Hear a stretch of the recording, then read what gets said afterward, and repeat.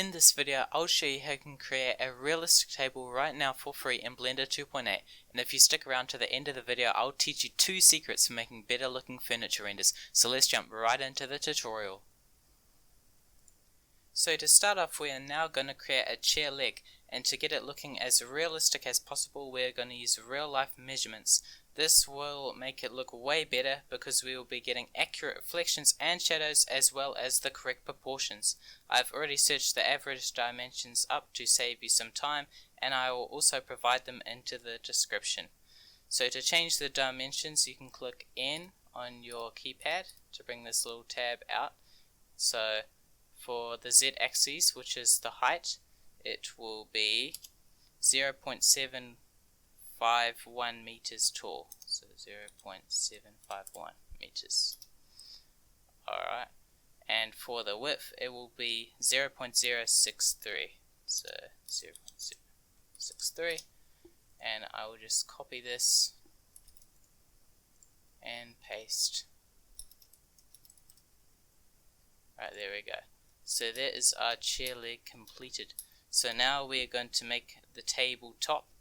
So we're going to do it as a separate piece, so we'll click Shift A so we can add another object, and we're going to go Mesh, Cube.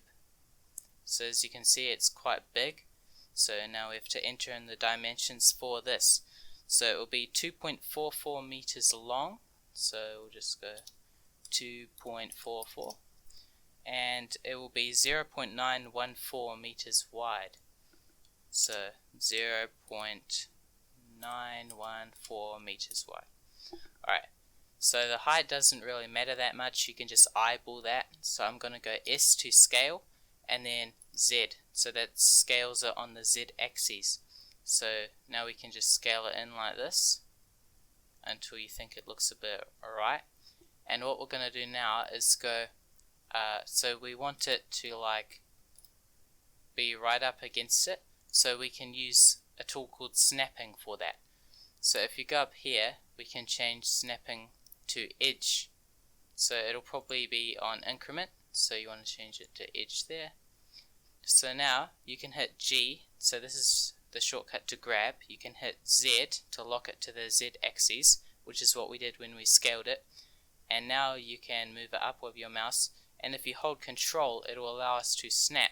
So if you move your mouse over an edge, you can click and it will snap there, which is very handy. So now what we want to do is click back on our chair leg. I'm going to scale this in a little bit more. I think that looks nice. G, Z, Control. So now what we want to do is we want to bring this top face down so it's in line with the bottom face of the tabletop. So we can do that by pressing Tab on our keyboard to enter edit mode. So if we click 3, that allows us to select faces, and we can select the top one. So to shift it down, we're going to click G to grab, Z to lock it to the Z axis, and we can move it down and hold Control on our keyboard to snap, and snap to the edge. So there we go, that's looking great. So hit Tab to get out of edit mode. So now we can click G again, but this time we're going to click X so that we can move it across this way. We'll hold Control and click. So now it's just a matter of clicking G and the different axes. So the green one is Y I just used. So now it's in the corner, so we don't want to remake it. So what we can do is we can duplicate it by clicking Shift D. So you just click, and now you can go G, Y, and Control. So once again, Shift D, G, X this time, because we want to move it over here, and the last time Shift D, G, Y, Control, and there we go. So we got a pretty basic looking table, but if you have a look on the thumbnail, my one, it had little supports in between, so we're going to make those. So we'll just go Shift A again, Cube. So this one doesn't have to be accurate to scale, you can just eyeball it. So I'm just going to go GZ, lock it to there, snap it, sorry. So this isn't hard, you just gotta play around with it until you get it looking good. I'm in edit mode here to easily shape this.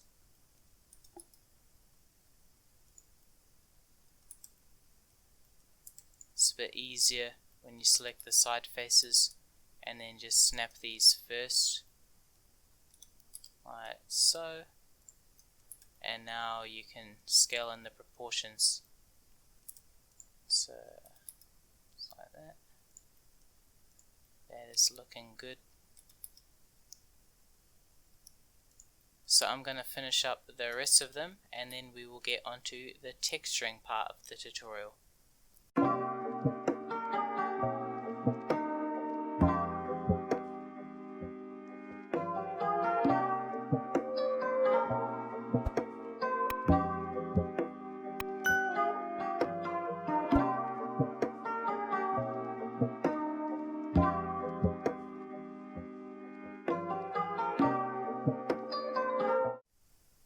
Alright, so now we have to find our texture to use for the model. So I already have a texture. So this is the texture I'm going to be using. So you can find your own texture, but I know this one is of good quality. So you can head over to this site. So I'm going to get the 2K. Well, I've already downloaded it, but I'll show you what to do. So you just wait for it to download. Show in folder. So now you want to extract it, extract all, and you'll see you get these maps. So keep this folder open and head back to Blender. So now we're gonna do the texturing part of this tutorial.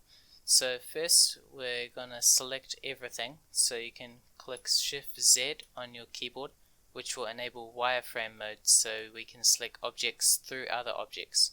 So select the whole table, and now we can hit Shift Z again to turn it off, and we're gonna go Control A, apply scale. This will make a certain part of the texturing process much easier when we come to do it. So now we're gonna position our lamp so that we can see the texture much better.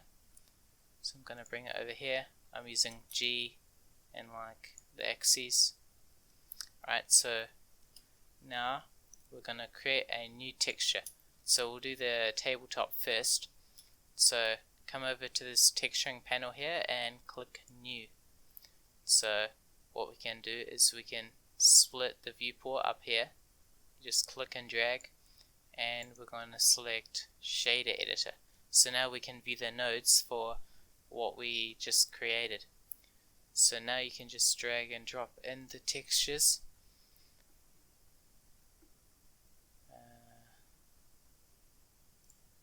Right here.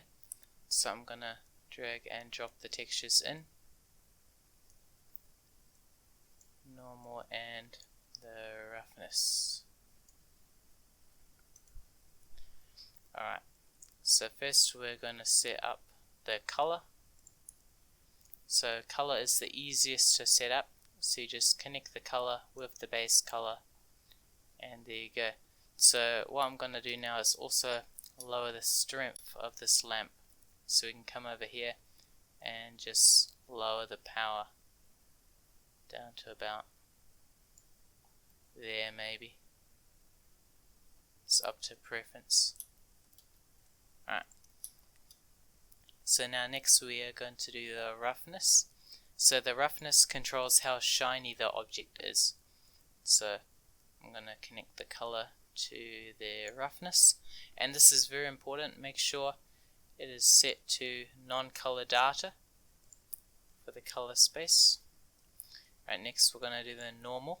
So the normal will put bumps on our texture. So we're going to go Shift A, just how like we add objects. We're going to search and we want a normal map. Going to connect the color to the color and the normal to the normal. So now you can see that is very bumpy when it's in the light, so you can play with this setting to get what you want. I think 0.1 looks pretty decent. Alright, and make sure this is also set to non-color data. That's very important. Right, so where is it? The displacement map we're gonna leave till after. I'm not sure if we'll do it or not, but the displacement map, it also does bump, except it changes geometry to add bump. The normal map, it just fakes the bump by using the image texture. Alright, so now this is looking pretty decent, but we need the wood grain to be sized correctly. So what we're going to do is hit Tab to go into edit mode. We're going to hit L to select linked. That's quite handy.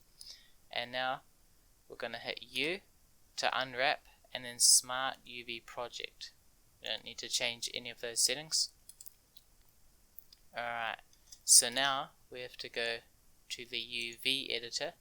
We're going to open, and we have to drag in our color image. There we go. So now if we click Tab, you'll see we get it all come up here. So we're going to select the top face, and it's selected. So we want the grain running along the length of the wood. So we can rotate it by pressing R, and we can enter in a value or use the mouse for it to rotate. So I'm going to enter in 90 because that's how much we want it rotated, and you can see that is looking very nice. So basically it's just this process, and you do that for each face. So you only have to unwrap the object once. So for this one you would go and select it, R, and then 90. So this has no light on it, so obviously it's going to be black, but you just do that for all the rest of the objects. And for the chair legs and the little support beams, you have to come over here, not new this time, but click on this one, and then go and click on your material, and then you just hit Tab and follow through. Right, so I'm going to complete that, and I will see you guys when we add the displacement texture.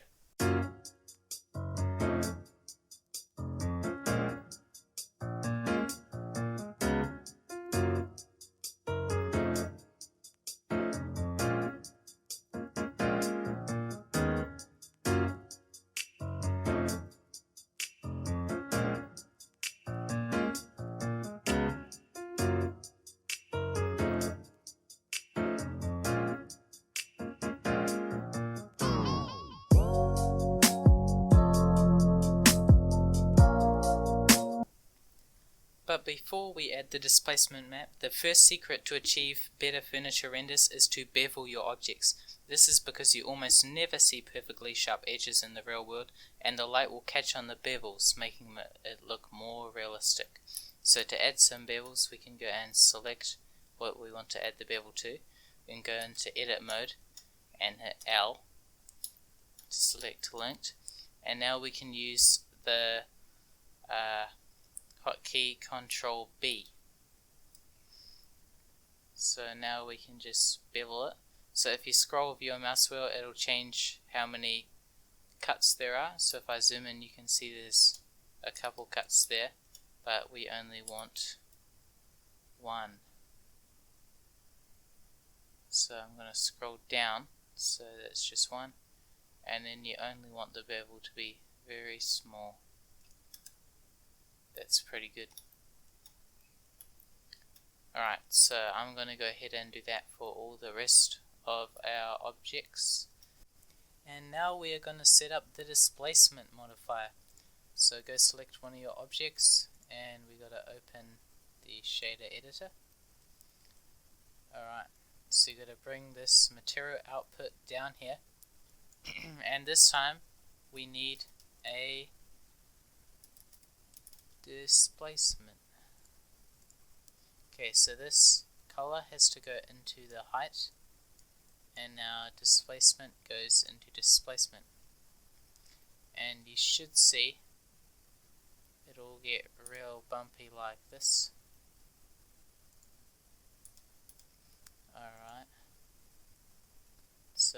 have to go and change that also to non-color data.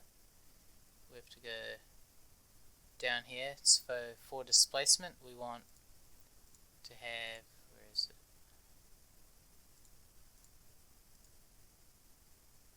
Settings. So we want to change bump only to displacement and bump. It's looking a bit strange, so we gotta put the scale down to, let's say, 0.001. And now what we want to do is we want to subdivide this. So go here, I'm going to go into edit mode, L to select it all, and we're going to right click and subdivide.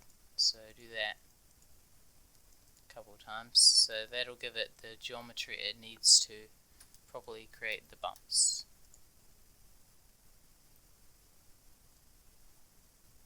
Alright, that is looking pretty good. My last secret for creating better furniture renders is to use proper lighting. This is extremely important for getting a good result because your textures and shadows will suffer without it. For this scene I made a studio lighting setup from IBN Blender 3D Artwork on YouTube. I will leave a link to their channel in the description. Thank you for watching my video and tell me what you think in the comment section below.